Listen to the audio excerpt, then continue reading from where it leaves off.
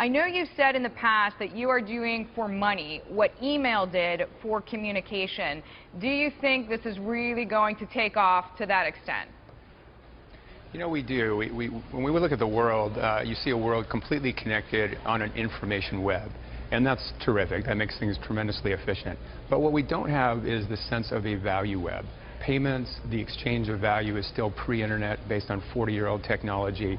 And so that's very expensive.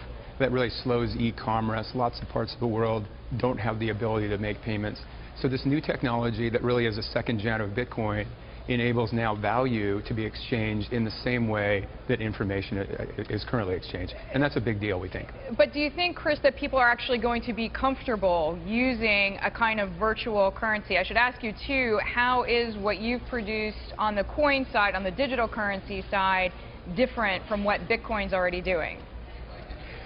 So what Bitcoin set out to do is really build a new currency that had no central bank. So in a way, Bitcoin is sort of a way of storing value.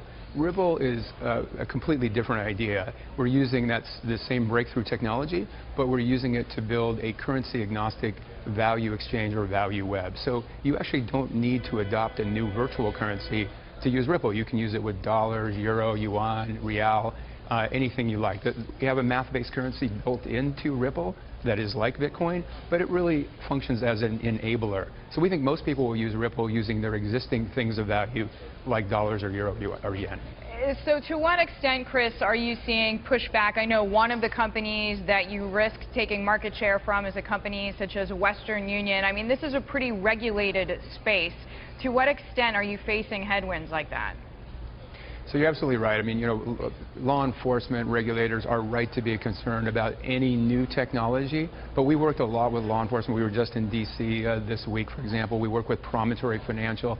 So we think that regulators will, if you can express the potential of these to really help business and commerce, and at the same time show that they're actually more transparent systems for catching the bad guys and eliminating bad things that can happen with financial systems, we think that's a win-win, and we think that that is the case with these new exciting technologies.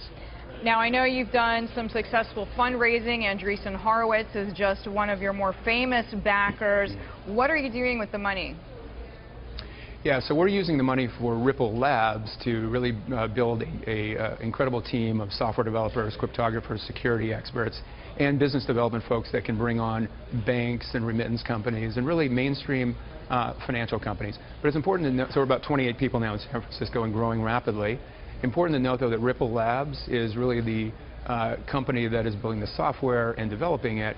Ripple Protocol is a completely open source system. It's a public good. Anybody can use that. We don't control, we don't own it. So they're kind of two different roles, kind of like a Red Hat to Linux is a good analogy for Ripple Labs. Ripple. Chris, before we let you go, some people have critiqued the lack of friendliness or the lack of ease in using the site. Is that something that A, you agree with, and B, if so, that you're seeking to remedy? Yeah, so we've been focusing to date on really building the network, building the fundamental architecture to make it easier for other developers to build on top of Ripple. Ripple is really like the pipes and the foundation.